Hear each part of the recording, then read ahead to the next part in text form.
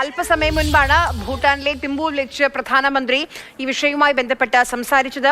ബന്ധുക്കളുടെ വേദനയ്ക്കൊപ്പം രാജ്യം മുഴുവൻ ഈ അപകടത്തിൽ പരിക്കേറ്റവർക്കും ജീവൻ നഷ്ടപ്പെട്ടവർക്കും ഒപ്പം ഉണ്ടെന്ന് പറഞ്ഞ പ്രധാനമന്ത്രി നരേന്ദ്രമോദി ഇതിന് പിന്നിൽ പ്രവർത്തിച്ച ഒരാളെയും വെറുതെ വിടില്ല എന്ന് കൂടി പറഞ്ഞിട്ടുണ്ട്. അദ്ദേഹത്തിന്റെ പ്രതികരണത്തിലേക്ക്. दिल्ली में हुई भयावह घटना ने सभी के मन को व्यथित कर दिया है। मैं पीड़ित परिवारों का दुख समझता हूं। पूरा देश उनके साथ खड़ा है। हमारी एजेंसियां इस षड्यंत्र की तह तक जाएगी। इसके पीछे के षड्यंत्रकारियों को बख्शा नहीं जाएगा। All those responsible will be brought to justice.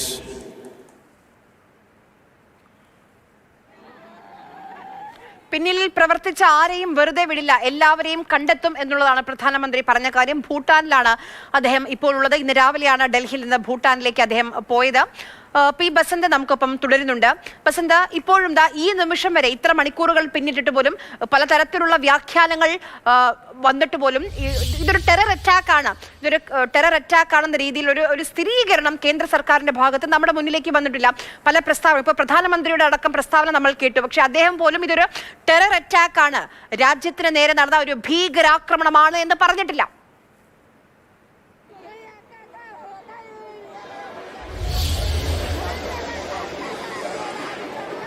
Arya, അക്കാര്യത്തിൽ ഒരു വിശദീകരണം സർക്കാരിന്റെ ഭാഗത്ത് നിന്ന് ഔദ്യോഗികമായി വന്നിട്ടില്ല എന്നുള്ള മാത്രമേ നമുക്ക് പറയാൻ കഴിയുകയുള്ളൂ. പക്ഷേ സർക്കാരിന്റെ ഭാഗത്തു നിന്നുള്ള എല്ലാ സൂചനകളും ഇതൊരു ഭീകരാക്രമണമാണ്, ചാവേർ ആക്രമണമാണ് എന്നുള്ള തരത്തിലുള്ള സംഭവങ്ങളാണ് ഇപ്പോൾ പുറത്തു വരുന്നത്. നേരത്തെ ഞാൻ പറഞ്ഞ പോലെ തന്നെ ഡൽഹി പോലീസും സമാനമായ തരത്തിലാണ് ഇപ്പോൾ ഒരു വിലയിരുത്തലുള്ളത്. ഇതൊരു ചാവേർ ആക്രമണം തന്നെ ആയിരുന്നു എന്നുള്ളതാണ് ഇപ്പോൾ പറയാൻ കഴിയുക. രണ്ട് കാര്യങ്ങളാണ് അതിന് അവർ പറയുന്നത്. ഇതൊരു ഡെസ്പറേറ്റ് ആക്ട് ആയിരുന്നു, അതായത് ഇത് അവിടെ തന്റെ കൂട്ടാളികൾ പിടിയിലായതിനെ തുടർന്നുള്ള ഒരു അന്വേഷണം തന്നിലേക്ക് നീളുന്നു എന്നുള്ള ഒരു സാഹചര്യത്തിൽ നടത്തിയ ഒരു ആക്രമണം എന്നുള്ള തരത്തിൽ ഇതൊരു ചാവേർ ആക്രമണം എന്ന് വിലയിരുത്താം എന്നുള്ളതാണ് ഡൽഹി പോലീസ് ഇപ്പോൾ പറയുന്നത്. മറ്റു കാര്യങ്ങൾ, അതായത് ഇപ്പോൾ മറ്റൊരു വിവരം വരുന്നത് ഉമർ റഷീദ് എന്ന് പറയുന്ന ഈ ചാവേർ ആക്രമണം നടത്തിയ ഈ ഡോക്ടറുടെ അമ്മയെ ഇപ്പോൾ പോലീസ് കസ്റ്റഡിയിൽ എടുത്തിട്ടുണ്ട് എന്നാണ് ഇപ്പോൾ അറിയുന്നത്. അവരെ കസ്റ്റഡിയിലെടുത്തത് DNA പരിശോധനയ്ക്ക് വേണ്ടിയാണ് എന്നുള്ള ഒരു സൂചന കൂടി വരുന്നുണ്ട്. അതായത് ഉമറിന്റെ അമ്മയെ ഇപ്പോൾ ഡൽഹി പോലീസ് കസ്റ്റഡിയിൽ എടുത്തിരിക്കുന്നു. ഫരീദാബാദിൽ നിന്നാണ് ഇവരെ കസ്റ്റഡിയിൽ എടുത്തത് എന്നാണ് അറിയുന്നത്.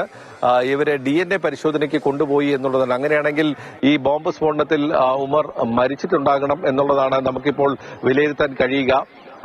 ഈ കൊല്ലപ്പെട്ടവരിൽ ഒരാൾ, അല്ലെങ്കിൽ ഈ പൊട്ടിത്തെറിച്ചവരിൽ ഒരാൾ ഉമർ ആണ് എന്നുള്ള ഒരു വിലയിരുത്തൽ വരുന്നുണ്ട്. വേണമെങ്കിൽ അത്തരത്തിൽ നമുക്ക് വ്യാഖ്യാനിക്കാൻ കഴിയുന്നു. ഉമറിന്റെ അമ്മയെ കസ്റ്റഡിയിലെടുത്തു എന്നുള്ള റിപ്പോർട്ടുകളാണ് ഇപ്പോൾ വരുന്നത്. ആര്യ.